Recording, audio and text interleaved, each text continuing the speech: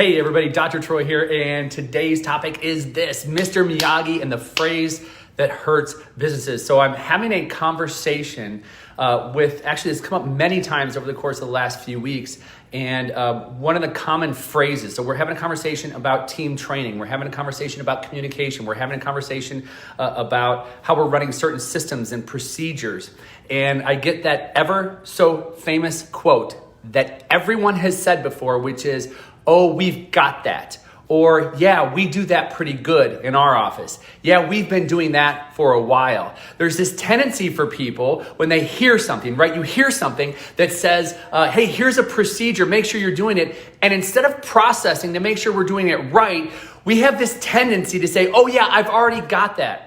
The minute you say, oh, I've already got that, you close the door. You're literally closing the door on being open to any level of expansion that could come from a deeper evaluation of that particular procedure. Here's what I know. What I know is that over time, procedures get tainted. Over time, certain systems in your business can get tainted. Now, for the person who does continued team training, I mean continued, like not just once in a while, but continuous team training, yeah, you might stay on top of things, but I can all but guarantee there's somewhere in the business that somebody has said, yeah, we're doing that. Yeah, it's working out well. Yeah, it's going okay. But how do you statistically know? How do you know? I've asked docs before, what's your conversions of a new patient starting care in the office? And they go, well, we're doing pretty good. I think the last 2 weeks went well. That's not a number. That has zero value. It's not a number. It doesn't tell me where you are in terms of conversions. It says that you think you're doing well, but you don't actually know. And so this phrase can literally wipe out a business because if you have training, I train my staff to do this procedure or to share something in terms of reminder calls. It's one of the things I just recently talked to somebody about was a reminder call for their patients to make sure if they missed an appointment that we're getting them back on track and getting in. It's one of the most basic things in chiropractic or in any doctor's office is to get a reminder call after you miss. But what's the protocols after? What is the follow-up after? And people will sit there and say, oh yeah, we've got that, we're doing okay. Until they actually go and they look.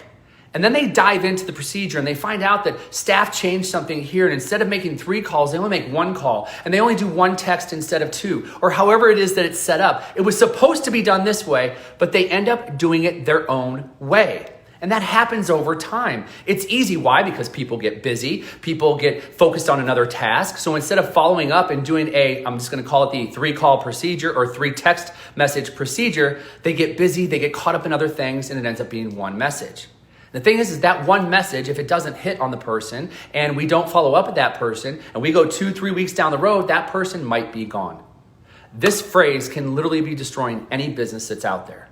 So here's what happens. So I'm watching a movie. I'm watching this Cobra Kai, okay? And Cobra Kai, they bring back it to light, Mr. Miyagi. If you haven't seen The Karate Kid, you got to go watch it. You got to go old school. But I watched this series called Cobra Kai. I haven't watched a series in 2 years. And I watched this series and it was first of all, just from a kid coming from the 80s and coming from The Karate Kid. This was awesome. Wax on, wax off, right? Paint the fence, Danielson. All the great stuff that I grew up with back in the 80s, okay? So here's the thing though. Here's what's so important about that is that there are foundational things that need to be done. He's got this kid waxing and wax on, wax off. He's got him paint the fence. He's got him painting side to side. He's got him doing all of these things to learn foundational movements. Think of this in terms of training, to learn to program in the mind foundational movements that need to be done.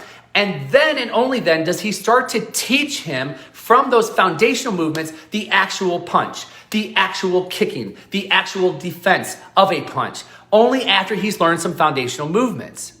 And then I want you to fast forward. Now, I took some years of karate many years ago, and every time we started a session in our dojo, we always started with basic movements.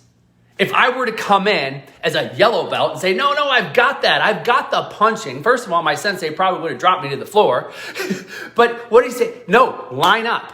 We're throwing punches, 100, 200, 300 punches. We're doing right kicks, left kicks. We're doing blocking. The first hour would be focused on all those basic movements. And you go into the second hour, and now you get to work on the more advanced things.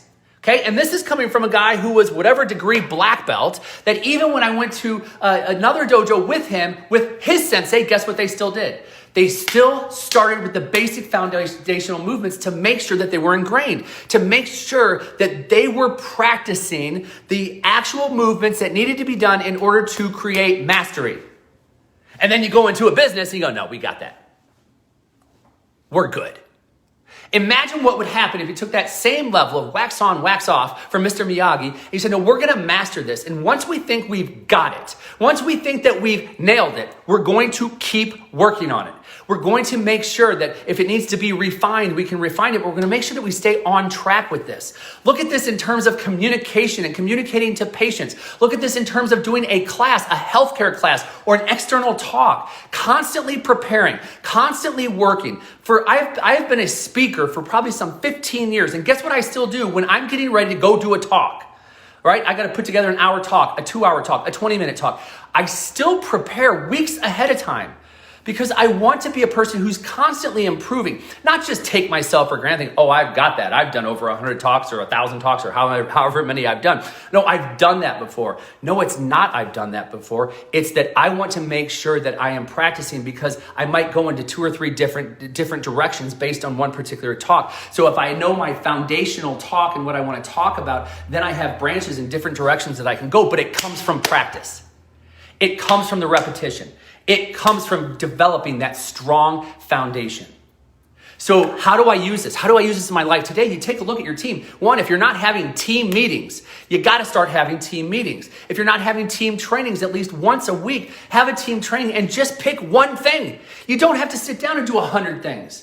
You pick one thing to focus on, discuss the protocol. Is the protocol working? Are we finding that we're connecting with people? What's a different way that we can do the protocol if we need a different way? Or what would happen if we just stayed with the foundational tenets that we created when the protocol was shared with our team in the first place? So you go back to basics and you master the basics. And just when you think you got it, you keep working on it. You literally keep working on it to make sure that everybody has been trained on how to take care of people from the basic standpoint. And then once we have that and we've rehearsed that, we continually come back to it to make sure we have it. But then there's advanced levels of care. There's advanced levels of taking care of people. There's advanced levels of making sure that when people walk through that door, that they get an amazing experience within your business. That when somebody signs up for a program with you, that they get an amazing experience as a part of signing up for that program with you. But when you start to think, oh, I got it, we've done that before, we're good, that's when things fall by the wayside. That's when we start to see service suffer. And that's when we start to see businesses go down. So look, take this, use this with your team today. Please, if you have any questions, let me know. If there's a takeaway that you got, drop the takeaway down below. But use this with your team, master the basics, and I promise you, you're going to see your office and your team grow like never before. All right, I'm Dr. Troy Dukowitz. We'll see you next time. Bye-bye.